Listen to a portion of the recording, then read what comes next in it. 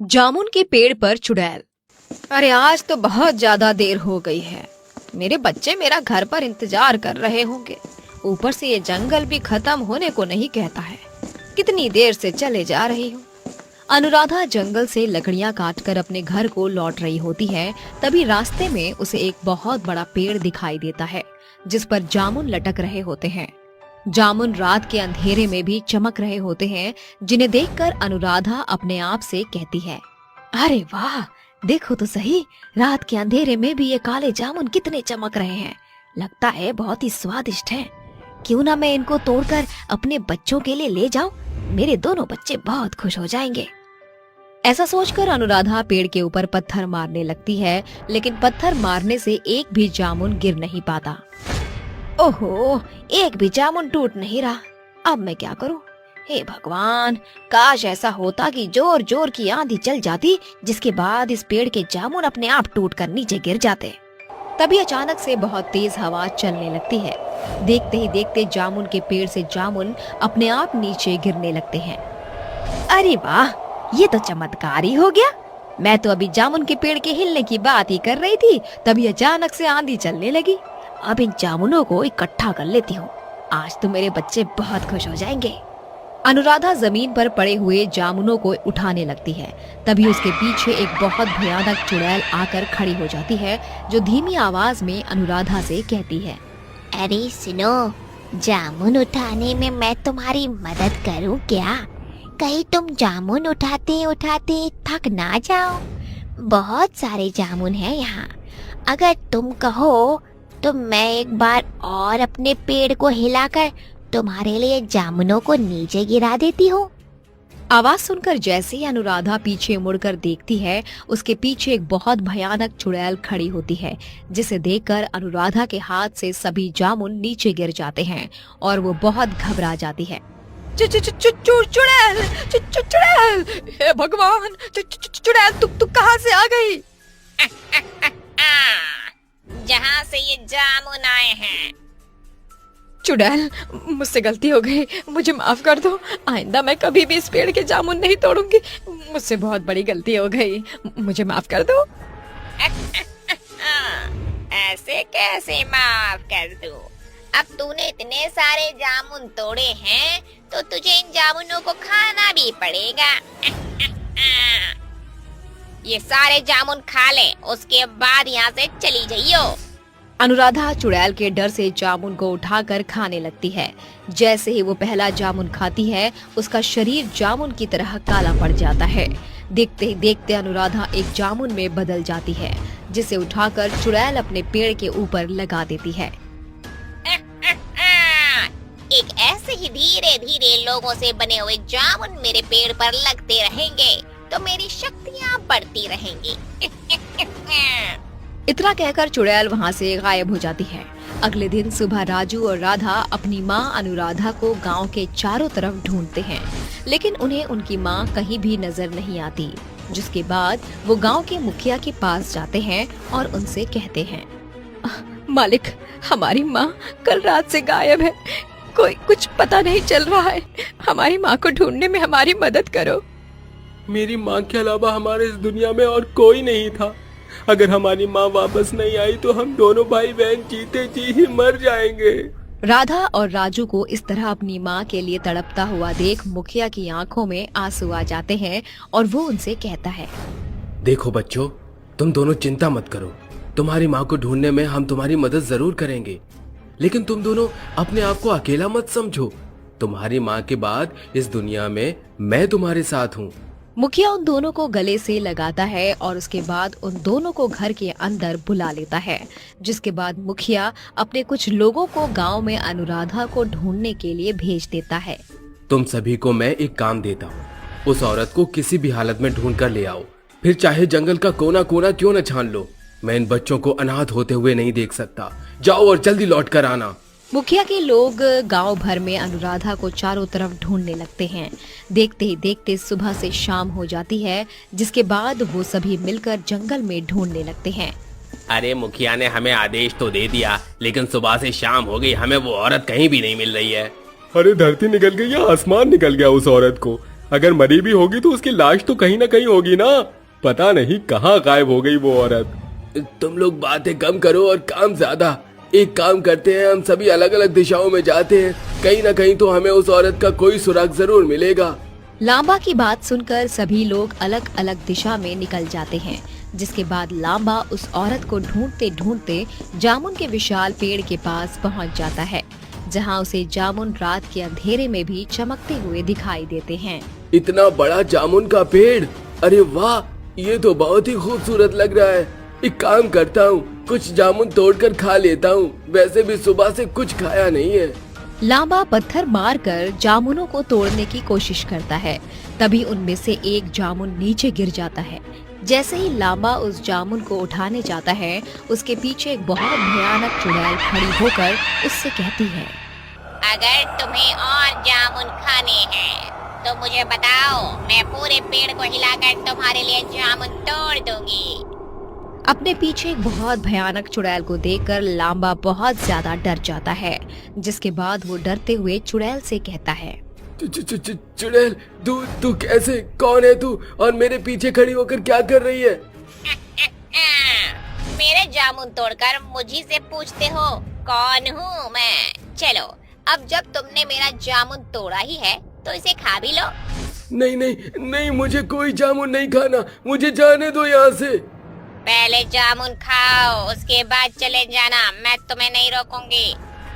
चुड़ैल के डर से लांबा जामुन खा जाता है, जिसके बाद देखते ही देखते वो खुद एक जामुन में बदल जाता है, जिसे उठाकर चुड़ैल अपने जामुन के पेड़ पर लगा देती है। लेकिन ये सब कालू एक पेड़ के पीछे से छुपकर देख लेता है, जिसके बाद वो जंगल से निकलकर सीधा मुखिया के पास जाकर उसे जंगल में हुई पूरी घटना के बारे में बताता है। क्या कहा? चुड़ैल? लगता है हमारे गांव में इस चुड़ैल की वजह से ही लोग गायब होते जा रहे हैं। हमें उसका कुछ न कुछ तो करना ही होगा। ये सोचकर मुखिया एक तांत्रिक बाबा को जंगल में लेकर पहुंच जाता है, जिसके बाद तांत्रिक बाबा उस जामुन के पेड़ के सामने खड़े होकर एक मंत्र का जाप करते हैं।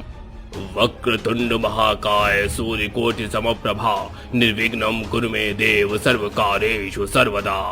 तांत्रिक के मंत्र को सुनते ही चुड़ैल जामुन के पेड़ से बाहर आती है और तांत्रिक से कहती है, क्यों बे तांत्रिक, तेरी इतनी हिम्मत कि तो मुझे पुकारे? रुक, तुझे तो मैं अभी बताती हूँ। इतना कहने के बाद चुड़ैल तांत्रिक के ऊपर हमला करने लगती है, लेकिन तांत्रिक अपनी झोली से भभूति निकालकर चुड़ैल के ऊपर फेंक देता है, जिसके बाद चुड़ैल बहुत ज्यादा कमजोर पड़ जाती है। चल चुड़ैल, बहुत हुआ तेरा नाटक, जल्दी से बता, आखिर तू ये सब क्यों कर रही है? शक्तिशाली, मैं बहुत ज्यादा शक्तिशाली होने के लिए सब कर रही हूँ। ये सब मुझे करने के लिए चांडाल ने कहा था। देख चुड़ैल, मेरी बात मान और यहाँ से चली जा, नहीं तो अंजाम अच्छा नहीं होगा। नहीं जाऊंगी, नहीं जाऊंगी, कहीं नहीं जाऊंगी। तांत्रिक के कई बार समझाने के बाद भी चुड़ैल उसकी एक नहीं सुनती, जिसके बाद तांत्रिक बाबा जामुन के पेड़ के ऊपर गंगा जल छिड़क देते हैं। तभी अचानक से पेड़ के अंदर से आग के शोले निकलने लगते हैं। देखते ही देखते पूरा पेड़ आग की चपेट में आ जाता है। वहीं दूसरी तरफ चुड़ैल भी उसके साथ साथ जलकर राख हो जाती है, जिसके बाद से गाँव वालों को चुड़ैल से मुक्ति मिल जाती है। रात के तकरीबन 8 बज रहे थे। सड़कें एकदम सुनसान थीं। उस वक्त हरिया अपने काम पर से घर लौट रहा था कि तभी वो अपने थैले में हाथ डालता है और पैसों की गड्डी को हाथ में लेकर खुशी से हंसकर बोलता है, अरे क्या बात है, आज तो मुझे इतने पैसे मिले हैं और मालिक ने ऊपर से मेहरबान होकर मुझे एक्स्ट्रा पैसे भी दे दिए। आज तो सरला इन पैसों को देखकर खुश हो जाएगी। ये कहकर वो लगातार चलने लगता है कि तभी उसे अपनी पीछे किसी के चलने के कदमों की आहट महसूस होती है और तभी वो पीछे मुड़कर देखता है, लेकिन उसे वहां कोई नजर नहीं आता। तभी वो कहता है, लगता है कोई चोर लुटेरे मेरे पीछे पड़े हुए हैं, मुझे जल्दी जल्दी चलना चाहिए। इतना कहकर वो फिर से जल्दी जल्दी चलने लगता है। तभी अचानक से उसके सामने एक चुड़ैल आकर खड़ी हो जाती है और उससे कहती है, चोर लुटेरे से नहीं, तेरा पाला एक चुड़ैल से पड़ा है और अब मैं तुझे जान से मारने वाली हूँ। हरिया अपने सामने चुड़ैल को देख और उसकी बातें सुनकर बहुत ज्यादा डर जाता है और डरते हुए उससे कहता है, छोड़ दो मुझे, मत मारो, मैंने तुम्हारा क्या बिगाड़ा? हरिया चुड़ैल के सामने बहुत रोता गिड़गिड़ाता है, लेकिन उसे चुड़ैल मार देती है और उसकी मुंडी काट उसके शरीर के 2 टुकड़े कर देती है और वो सारा पैसा उठा लेती है और ले जाकर एक घर के बाहर दरवाजे पर रख देती है और दरवाजा खटखटाकर चली जाती है। तभी अशोक दरवाजा खोलता है और देखता है कि उसके दरवाजे पर बहुत सारे पैसे रखे हुए हैं, जिसे देखकर वो अपनी पत्नी गीता को आवाज देता है। गीता, जल्दी इधर आओ, देखो किसी ने हमारे दरवाजे पर बहुत सारा पैसा रख दिया है। तभी गीता वहां पर आती है और वो ये सब देख अपने पति अशोक से कहती है, ये इतने सारे पैसे कौन यहाँ रख कर चला गया है? ये तो मुझे नहीं पता, पर शायद कोई भला ही इंसान होगा जिसने हमारी मदद की है। शायद आप सही कह रहे हैं। वैसे भी हम दोनों ने 2 दिनों से कुछ नहीं खाया और घर में एक अनाज का दाना भी नहीं है। अब इन पैसों से हम कल अनाज खरीद लाएंगे।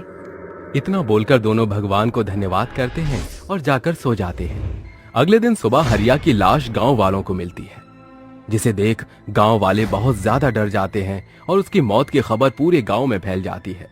और फिर ऐसे ही हर रात चुड़ैल लोगों को मारती है और उनका पैसा और खाना लाकर अशोक और गीता के घर बाहर रख देती है और वहां से चली जाती है।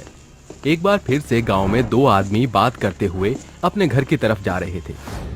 तुम्हें पता है रमेश, मैंने अशोक को बहुत सारे पैसों के साथ बाजार जाते हुए देखा। मुझे ये समझ में नहीं आ रहा उसके पास इतने पैसे कहां से आए।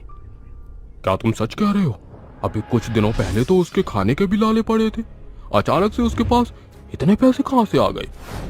दोनों बात कर ही रहे होते हैं कि तभी अचानक से उनके सामने चुड़ैल आ जाती है, जिसे देखकर दोनों बहुत ज्यादा डर जाते हैं। तभी डरते हुए भानु चुड़ैल से बोलता है, चुड़ैल जी, हमें छोड़ दो, मत मारो, हमें जाने दो, हमें यहाँ से जाने दो चुड़ैल। तुम्हें क्या लगता है मैं तुम्हें छोड़ दूंगी? कभी नहीं। मैं तुम्हारी मौत हूँ और तुम्हें मार कर ही यहाँ से जाऊंगी। जिसके बाद चुड़ैल उन दोनों को मारकर उनके शरीर के टुकड़े कर देती है।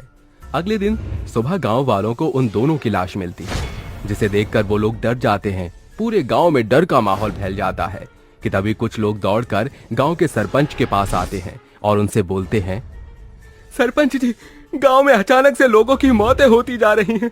इससे सभी लोग बहुत ज्यादा डरे हुए हैं। अगर ऐसा ही चलता रहा तो एक दिन गांव में एक भी इंसान नहीं बचेगा। तुम सभी लोग डरो मत और अपने अपने घर जाओ, मैं कुछ करता हूँ।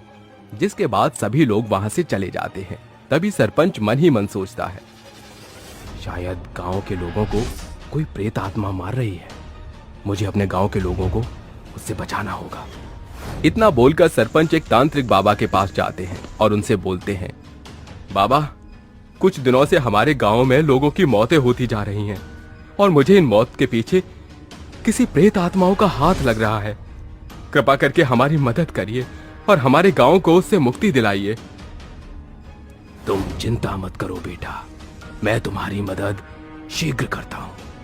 इतना बोलकर बाबा अपनी आंखें बंद कर ध्यान लगाते हैं और थोड़ी देर बाद आंखें खोलकर सरपंच से बोलते हैं, तुम्हारे गांव के लोगों को एक चुड़ैल मार रही है, जो कि गीता और अशोक की बेटी है। साहूकारों ने उसकी जमीन को जबरदस्ती जब्त कर लिया था, जिसकी वजह से वो लोग पाई पाई के मोहताज हो गए थे। उसी बीच उनकी बेटी की तबीयत खराब हो गई थी और पैसा न होने की वजह से उसका इलाज नहीं हुआ और उसकी मौत हो गई। उसके बूढ़े माँ बाप ने गांव के बहुत से लोगों से मदद मांगी, लेकिन किसी ने भी उसकी मदद नहीं की। इसलिए अब वो तुम लोगों से अपनी मौत और अत्याचार का बदला ले रही है।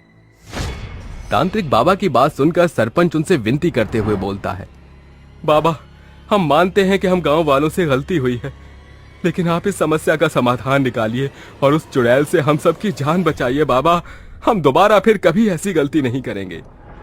तभी तांत्रिक बाबा सरपंच से बोलते हैं, मैंने इसके लिए एक उपाय निकाला है, लेकिन इस विधि को करने से पहले उस चुड़ैल के बूढ़े माँ बाप को यहां लेकर आना होगा, तभी इस पूजा को शुरू किया जाएगा। जिसके बाद गांव का सरपंच चुड़ैल के बूढ़े माँ बाप को लेकर तांत्रिक बाबा के पास आ जाता है और तभी तांत्रिक बाबा यज्ञ के आग में घी डालकर मंत्र पढ़ना शुरू कर देते हैं। ओम ह्रीं क्लीं चामुंडाय विच्चे नमः। मंत्र की आवाज सुनकर चुड़ैल वहां प्रकट हो जाती है और गुस्से में तांत्रिक से बोलती है। बता तांत्रिक, तूने मुझे यहाँ क्यों बुलाया है? तूने मुझे यहाँ बुलाकर बहुत ही बड़ी गलती कर दी है। अब तू भी इन गांव वालों के साथ मारा जाएगा। मैं मानता हूँ साहूकार ने तेरे परिवार के साथ बहुत गलत किया, जिसका बदला तूने उन्हें और बहुत से लोगों को मारकर ले लिया है। अब तू इन बेकसूर लोगों को मत मार और यहाँ से अपनी दुनिया में वापस चली जा। नहीं, मैं यहाँ से कहीं नहीं जाऊंगी। इस पूरे गांव के लोगों को मारकर इस गांव को शमशान बना दूंगी। और तू मेरे मामले में मत पड़ तांत्रिक। तेरी भलाई इसी में है कि तू चुपचाप यहाँ से चला जा। चुड़ैल ये सब बोल ही रही होती है कि तभी उसकी नजर उसके माँ बाप पर जाती है, जिसे देखकर वो चुप हो जाती है। तभी उसके माँ बाप उससे बोलते हैं, हमें पता चल गया है बेटी, वो तू ही थी जो इतने समय से हमारी मदद कर रही थी, कभी पैसों से तो कभी खानों से। लेकिन अब तू अपनी दुनिया में वापस चली जा, तभी तुझे मुक्ति मिलेगी। इनके कामों की सजा खुद इन्हें भगवान दे देंगे बेटा, तो इन्हें मारकर अपने हाथ मैले मत कर। माँ बाप की बात सुनकर चुड़ैल को एहसास हो जाता है कि वो जो कर रही थी वो गलत है, जिसके बाद वो उन सभी से माफी मांगकर वहां से गायब हो जाती है। इसके साथ ही गांव चुड़ैल के आतंक से मुक्त हो जाता है। चुड़ैल की खूनी रोटियां। तन्मय, तुम्हारे पेट में फिर से चूहे दौड़ने लगे क्या? हाँ बेबी, तुम तो जानती हो ना कि मेहनती बंदे को कितनी भूख लगती है। एक नवविवाहित दंपति आधी रात गाड़ी में सवार आगे बढ़ रहे थे। तन्मय देखो, मैं इतनी रात में जाकर तुम्हारे लिए रोटियां नहीं सेकने वाली, समझे? तुम आजकल की लड़कियों को रोटी बेलने में इतनी आफत क्यों आती है? तन्मय खिसियाए स्वभाव से गाड़ी की रफ्तार तेज करते हुए आगे बढ़ता है कि कुछ दूरी तय करते ही उसकी गाड़ी एक गांव के सरहद के पास आकर रुक जाती है। तन्मय, यहाँ गाड़ी रुक गई और तुम्हें खुशी छा रही है? वो देखो, मेरे पेट का जुगाड़ हो गया। दरअसल गांव के सीमा के बाहर एक औरत मड़ई में बैठी रोटियां सेक रही होती है। अरे सुनो रोटी वाली, जरा खाने की एक थाल तो लगाना। आर यू मैड तन्मय? तुम इस औरत के हाथों की रोटियां खाओगे? कितनी गंदी तरह से मिट्टी पर पसर कर रोटियां बना रही है। मेम साहब, आप शहरी लोगों की यही कमी है। अगर आप ये एक रोटी का निवाला भी खाएंगी तो शहर के 56 भोग भूल जाओगी। औरत रोटियां सेक कर तन्मय को दे देती है। तन्मय रोटी का एक निवाला खाते ही बोलता है, वाह, सचमुच तुम्हारे हाथ की रोटियों में तो जादू है, कितनी मिठास है। अचानक से तन्मय के गले की खाल उधड़ने लगती है और उसके गले से बहने वाले खून से सारे कपड़े सन जाते हैं। वो कराते हुए जमीन पर चित हो जाता है। मौली, अरे बचाओ मुझे, अरे मेरी जान जा रही है। तन्मय उठो, क्या मिला था उस रोटी में जो तूने मेरे पति को खिलाया? बोल चुड़ैल। औरत शातिर हंसी हंसने लगती है। तभी आसमान का रुख एकदम से भयानक हो जाता है, जिसके संग औरत चुड़ैल के भयानक रूप में आ जाती है। तुम चुड़ैल हो? हाँ, मैं चुड़ैल हूँ। जो भी मेरे बनाए खूनी रोटियां खाएगा वो मारा जाएगा।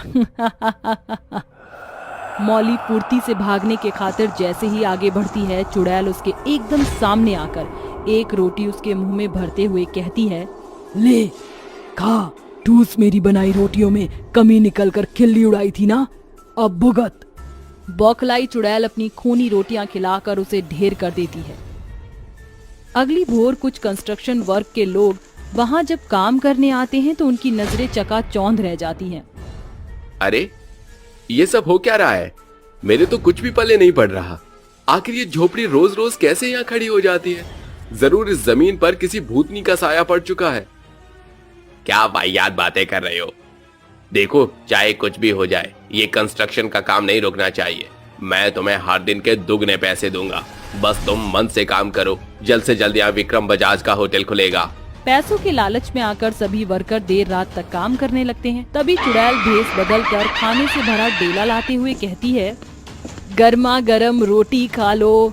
वर्कर की झुंड में काम कर रहा एक सरदार कहता है, अरे पुक्के मारे पेट में चूहे दौड़ रहे हैं ना। ओए वीरो, कि आज रोटी शोटी खाना तो विचार नहीं हैगा। चलो छेदी छेदी आ जाओ। फंस गया शिकार। अब जैसे ही ये सभी मुझ चुड़ैल की खूनी रोटियां खाएंगे, इनका खेल खत्म। अरे पहला हूँ, रोटी परोस दे छेदी। ये लो सरदार जी, शुरू करो। चुड़ैल सभी के आगे अपनी बनाई खूनी रोटियां परोस देती है। ओए ओए मक्के दी करारी रोटियां ते सरसों दा साग कितने वक्त बाद नसीब होया है। अरे अरे सरदार जी, खाते वक्त बात नहीं करते, जल्दी जल्दी खाना खा लीजिए, फिर मुझे बर्तन लेकर वापस भी लौटना है। सभी एक साथ रोटियां खाना शुरू करते हैं कि कुछ ही पल में चुड़ैल की बनाई रोटियों का थाक सफाचट हो जाता है। तभी सभी गला पकड़कर छटपटाने लगते हैं। अरे अरे बचाओ बचाओ। अरे की होया तुम सरेआनू। इनकी अंतिम घड़ी जो आन पड़ी है। है। चुड़ैल की दोहरी आवाज सुनकर सरदार उसके भयावह जलजले रूप की ओर ताकता है, जो सर से पांव तक आग में धधक रही थी। ये मंजर देख उसकी आंखें फटी रह जाती हैं। हाय रब्बा, ऐते चुड़ैल सी उनकी करा कैसे बचावा अपने मित्रानू। सरदार जी, जानना नहीं चाहोगे कि मैंने तुम्हें क्यों नहीं मारा? चुड़ैल जी मैनू कुछ भी जानन दी कोई लोड़ नहीं सी, तुसी मेरी जान बख्श दियो। कद 6 फुटिया लेकिन अकल शक्ल से एकदम फट्टू है तू। खबरदार जो एक भी कदम आगे बढ़ाया तो तुझको भी अपनी खूनी रोटियां खिलाकर मार डालूंगी। तुसी मेरी नाल की जान दियो।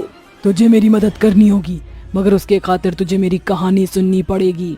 तकरीबन 1 माह पहले की बात है। धूमगढ़ गांव में मंजरी नाम की लड़की गांव के सीमा के बाहर एक घास फूस की टिकाऊ मढ़ई में ढाबा खोले बैठी थी। वह बेहद सस्ता खाना बेचा करती थी, जिसके चलते उसकी बेहद अच्छी कमाई होती थी। अरे मंजरी बहन, जरा जल्दी से खाना दे दो, भूख के मारे पेट में कबड्डी मची हुई है। अरे हाँ बबलू भैया, अभी लाई। मंजरी झटपट से तवे की रोटी सेक कर खाने की थाली भरकर बबलू के आगे परोसती है और बबलू उसे 10 रुपए पकड़ा देता है, जिसे देख वहाँ बैठा एक अमीर आदमी बोलता है, अरे तुम मूर्ख औरत हो क्या? भट्टी की आग में धधक कर ये रोटियां सेक कर इतना सस्ता बेच रही हो, ऐसे कितना कमा पाते हो? अरे साहिब, छोटा मुंह बड़ी बात, सब कुछ पैसा ही नहीं होता। मैं सस्ती रोटियां इसलिए बेचती हूँ जिससे कि गांव के गरीब लोग इससे पेट भर सके। भले ही उससे 4 पैसे कम आएंगे, लेकिन दुआएं तो भरपूर मिलेंगी। मानना पड़ेगा, आज के जमाने में ऐसी बड़ी सोच। हर दिन के साथ मंजरी के हाथों की रोटियां खाने वाले लोगों की भीड़ बढ़ती जा रही थी, जिससे उसकी आमदनी भी दुगनी होने लगती है। पर एक रोज एक बड़ी सी गाड़ी उसकी गुमटी के आगे रुकती है, जिसमें से एक सूट बूट पहना रईस इंसान निकलता है। सुनो 2 टके की छोकरी, अपना ये चूल्हा चौका और ये जली भुनी रोटियां उठा और रफा दफा हो। आप मुझे मेरी जगह से निकालने वाले होते कौन हैं? ये ऐसे नहीं मानेगी, आगे बढ़ो और बुलडोजर चढ़ा दो। तेजी से आ रही बुलडोजर मंजरी की आंखों के सामने सब कुछ कुचल देता है। तुम अमीर अपने आप को क्या समझते हो? ये ढाबा मेरे सालों की मेहनत का फल था, मेरी जीविका का एकमात्र सहारा था। नाली के कीड़े गरीब भिखारी, तुम लोगों को पैसे ऐंठने का बहाना चाहिए। दोनों के बीच तगड़ी भिड़ंत छिड़ जाती है। तभी विक्रम उसे जोर से धकेल देता है और बुलडोजर के नुकीले हिस्से की दरांती उसके जिस्म के आर पार हो जाती है। और उसके चलते मुझे अपनी जान से हाथ धोना पड़ा। मैं उस विक्रम बजाज को मौत के घाट उतार कर ही यहाँ से जाऊंगी। तू सिर्फ किसी भी बहाने उसे लेकर यहाँ आ। अगर तूने मुझ चुड़ैल से कोई भी चालाकी की तो तेरा हश्र बुरा होगा। लखविंदर दौड़कर विक्रम को हादसे की जगह पर ले आता है। लखविंदर, तुमने तो कहा था स्ट्रक्चर में प्रॉब्लम है, पर यहाँ तो सब कुछ ठीक ठाक जान पड़ता है। तभी जोर शोर से आंधी चलने लगती है और लखविंदर वहाँ से भाग चलता है। तभी चुड़ैल विक्रम का गला दबोच कर कहती है, मरेगा, अब तू मरेगा। तेरा इस जमीन पर होटल का सपना अधूरा ही रह जाएगा। तुम यहाँ? इसका मतलब ये सब तुम्हारा बिछाया जाल था। हाँ, ये मुझ चुड़ैल का ही छलावा था। अब तुझे भी मुझ चुड़ैल की खूनी रोटियां खानी पड़ेंगी। विक्रम के कदम खौफ से पीछे भागने लगते हैं कि चुड़ैल गुस्से में आकर अपनी काली सिद्धियों से विक्रम पर सैकड़ों रोटियां और धधकते ज्वाला की बौछार करती है, जिसके चलते विक्रम का शरीर छिल जाता है। माफ कर दो मुझे, मत मारो, मेरी जान बख्श दो। तुझे बख्श दूं? कतई नहीं। तूने मेरी रोटियों का धंधा चौपट किया था, तेरी मौत तो आज होकर रहेगी। चुड़ैल उसका गला ताड़ ताड़ करके उसकी खोपड़ी को जल रहे चूल्हों की लपटों के हवाले करके अपना इंतकाम पूरा कर लेती है और एक बार फिर उस जगह पर चुड़ैल ढाबा सजाकर रोटियां बनाकर अनजान गरीबों को पेट भर रोटियां खिलाया करती है। रोटियां। चुड़ैल की सब्जियां। पिताजी, आपकी तबीयत बिल्कुल भी ठीक नहीं है, फिर भी आप सब्जी बेचने जा रहे हैं? बिना जाए गुजारा भी नहीं है बिटिया। अभी इस पिता के कंधे पर जवान बेटी का घर बसाने की भारी जिम्मेदारी है। किशनगंज गांव में रहने वाला माधव अपनी 19 साल की बेटी कंगना के साथ रहता था। माधव सालों से सब्जियां बेचा करता था। आज भी वह बीमार हालतों में सब्जियों से भरा हुआ ठेला लेकर चल देता है। आलू ले, बैंगन ले, पालक ले, मेथी ले, आ जाओ भैया, ले जाओ ताजी हरी सब्जियां, भैया आ जाओ ले जाओ। जेठ की लुभरे मौसम और कड़कती धूप में सर से पांव तक वह पसीने से सराबोर हो जाता है कि अचानक धूप की तेज किरणों से उसका सर जोर से चकरा कर एक नुकीले पत्थर पर लग जाता है। हे ईश्वर, कोई बचाओ! लगता है आज तो मेरे प्राण निकल ही जाएंगे। उसके सर से बहता खून पूरी जमीन को रंग देता है और माधव की जान चली जाती है। गांव के कुछ लोग माधव की लाश को उठाकर ले आते हैं, जहां कंगना रोती हुई कहती है, हे भगवान, तू इतना निर्दयी कैसे हो सकता है? जन्म के वक्त माँ छीन ली और आज पिताजी भी मुझे छोड़ गए। बस कर कंगना बिटिया, रो रो कर आंखें सुजा ली हैं तूने। कंगना हिम्मत बांधकर अपने पिता की चिता को अग्नि देती है और चिता के पास बेसुध होकर रात भर फूट फूट कर रोती है। मैं तो इतनी पढ़ी लिखी भी नहीं हूँ कि कोई अच्छी नौकरी कर सकूं, लेकिन हिसाब किताब में तो मेरा जोड़ घटाव एकदम ठीक है। मैं भी अब से सब्जी बेचूंगी।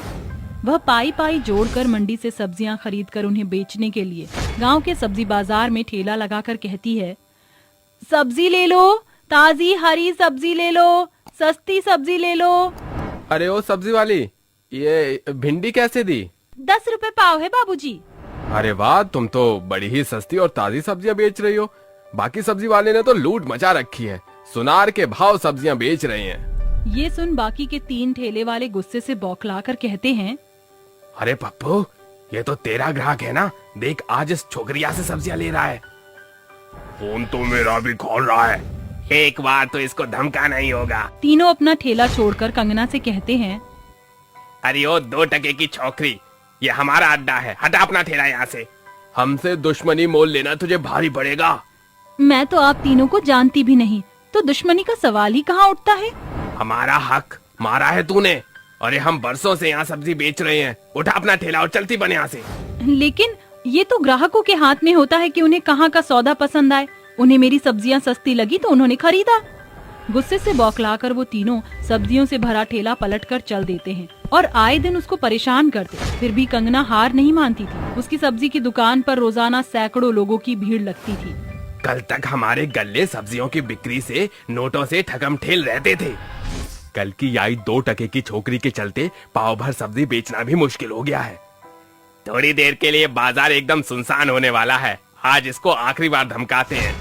कुछ घंटे बाद बाजार में घनघोर अंधेरा और सन्नाटा छाने के साथ वो कहते हैं, बड़ी कमीनी किस्म की छोकरियां है तू। लात समझाने पर भी तूने सब्जी बेचने का धंधा बंद नहीं किया। हमारे पेट पर लात मारने में तुझे मजा आ रहा है ना? आज तू मरेगी। मैं तुम्हारी खोखली धमकियों से डरने वाली नहीं हूँ, हटो। रुक, अभी मजा चखाते हैं तुझे। रुपेश और अजीत उसका हाथ पकड़ते हैं और पप्पू ठेले का तराजू पलटाकर उठाकर उसके सर पर मार देता है, जिसके साथ उसके सर से खून के फुहारे फूट पड़ते हैं। तुमने मुझे मारकर अच्छा नहीं किया, मैं अपना बदला लूंगी। ये तो मर गई। अगर किसी ने इसको पहचान लिया तो? ऐसा नहीं होगा, इसकी लाश को भाजी तरकारी की तरह काटकर सड़ी गली सब्जियों के गड्ढे में फेंक देंगे। तीनों कसाई उसको फेंक देते हैं, जिसके बाद वो चुड़ैल बनकर कहती है, नहीं छोड़ूंगी, लौट आई हूँ मैं। तकरीबन 10 दिन गुजरते ही एक रात अजीत कहता है, सब्जियां बेचते हुए पता ही नहीं चला कि रात कब हुई। मुझे घर जाना होगा। इतनी भी जल्दी क्या है?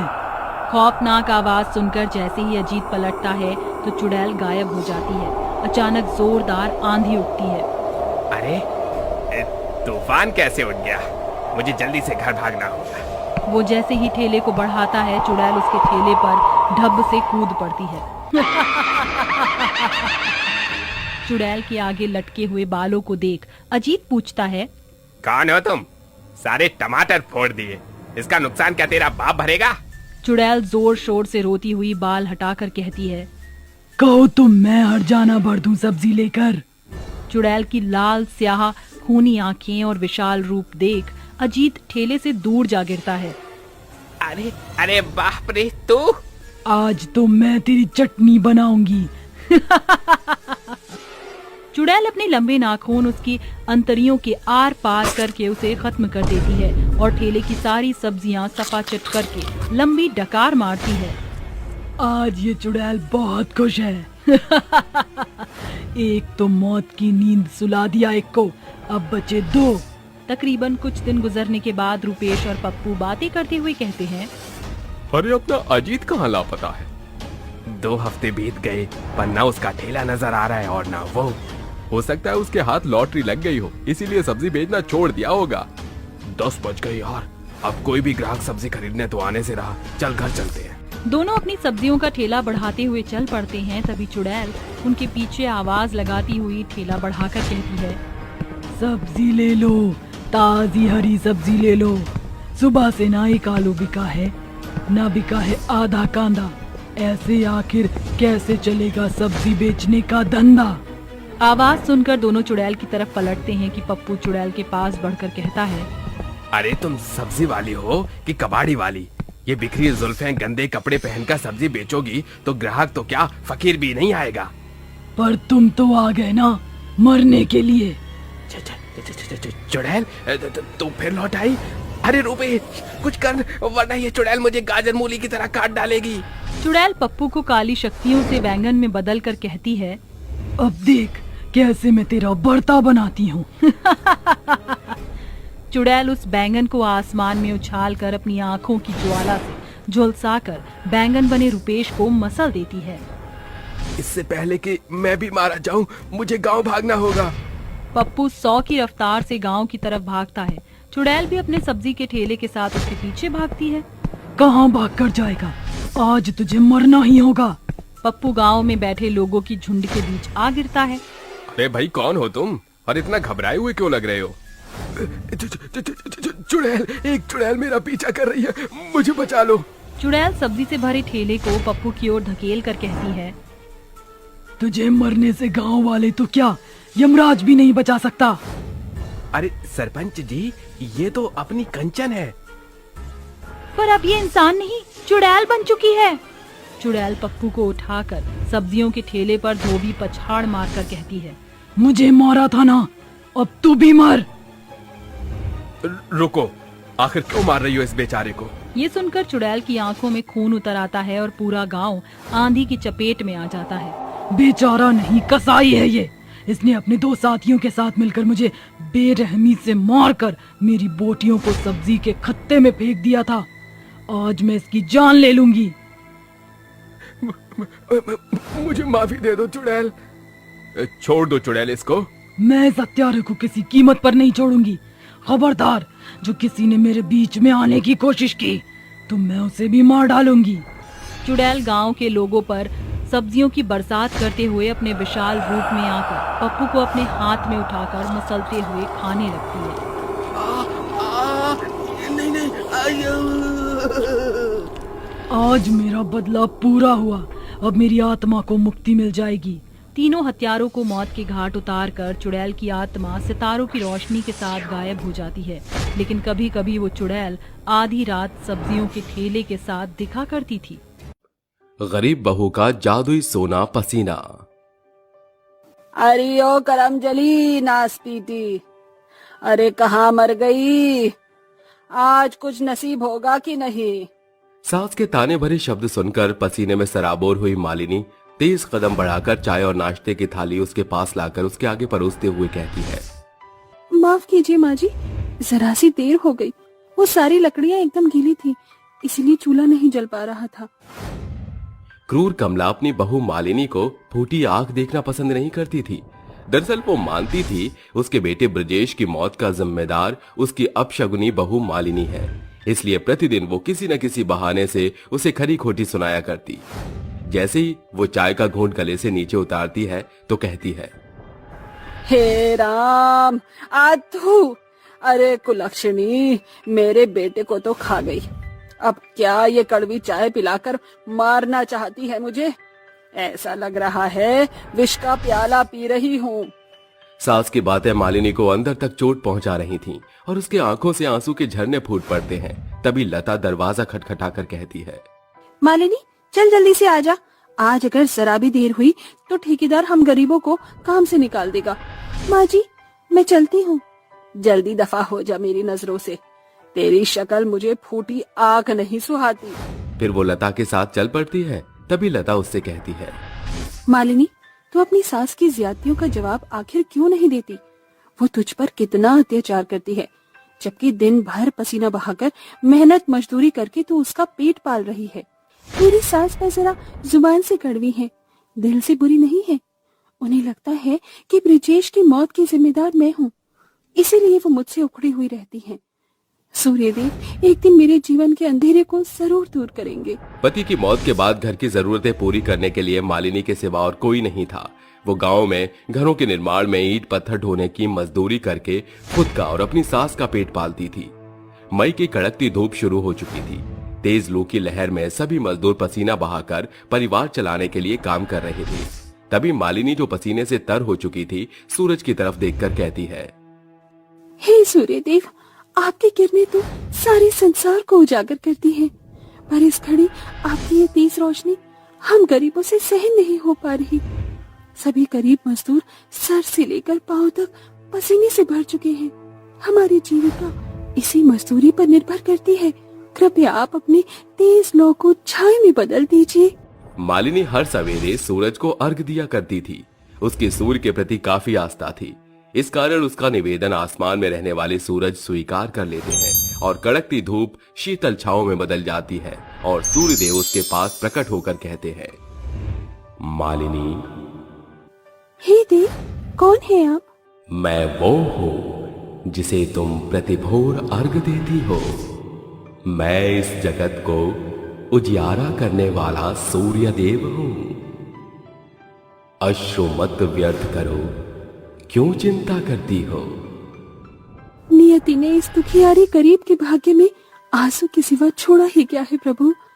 विवाह के कुछ ही दिनों में ईश्वर ने मेरा सुहाग छीन लिया और सास हर दिन मुझे अपशगुनी कहकर ताने मारती है। अब तो जीने की इच्छा ही खत्म हो गई है।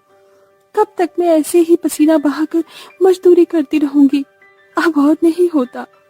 ये सुनकर सूर्यदेव कहते हैं, जिस पसीने को बहाकर तुम इतना कठिन परिश्रम कर रही हो, मैं तुम्हें वरदान देता हूं कि आज से तुम्हारा यही पसीना सोने में बदलकर तुम्हारे तमाम दुख और कष्टों का निवारण करेगा और तुम औरों की भी सहायता का केंद्र बनोगी।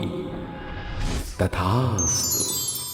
इसके बाद सूर्यदेव उस स्थान से विलुप्त हो जाते हैं और मालिनी के पसीने की बूंदें जैसे ही जमीन पर गिरती हैं, वो सोने के सिक्कों में बदल जाती है, जिसे देखकर वो कहती है, ये तो चमत्कार हो गया।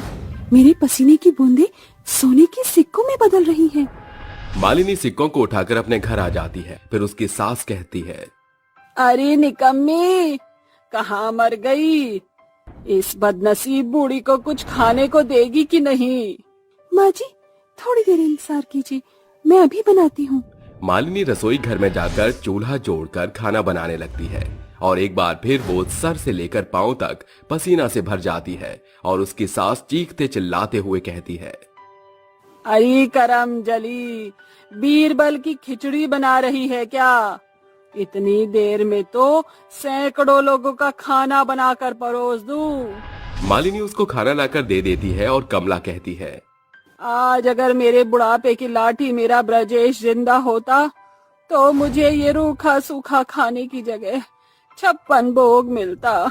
उसके इतना कहते ही मालिनी के पसीने की बूंदें जैसे जैसे जमीन पर गिरती हैं, वो सोने के अनगिनत सिक्कों में बदल जाती है और कमला कहती है, अरे ये कैसा चमत्कार है।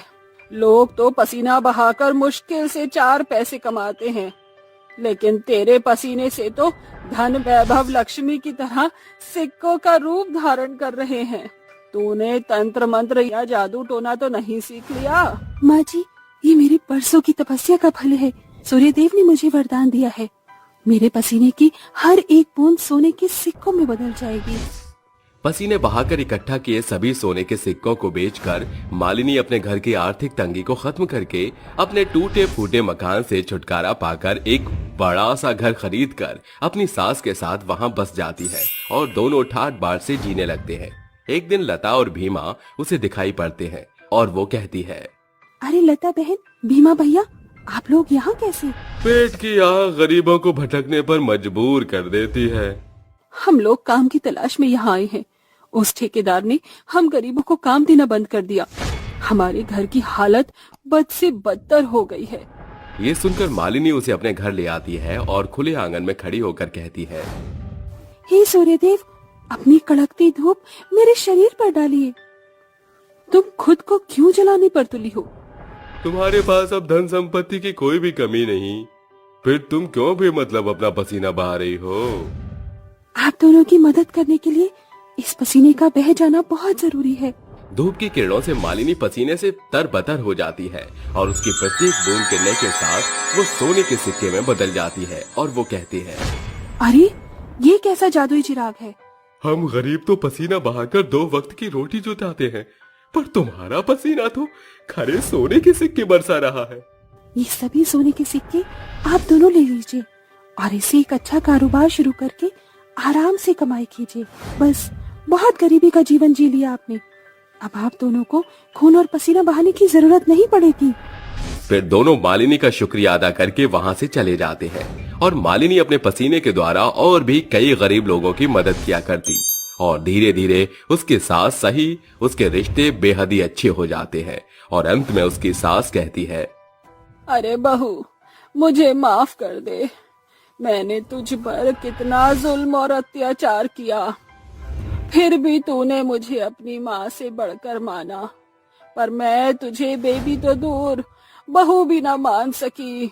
तूने हर दिन अपना पसीना बहाकर कड़ी मेहनत मजदूरी करके मेरी भूख मिटाई और मेरी सेवा की। तेरे जैसी बहू पाकर मेरा जीवन सफल हो गया बेटा। शुक्रिया माँ जी, मुझे विश्वास था कि आप एक दिन मुझे जरूर अपनाएंगी। और इस तरह मालिनी की पसीने बहाकर उसके गरीबी के जीने के दिन खत्म हो जाते हैं और दोनों ही गरीब मजदूर लोगों की मदद करने का जिम्मा भी उठाते हैं और खुशहाल जीवन बिताने लगते हैं।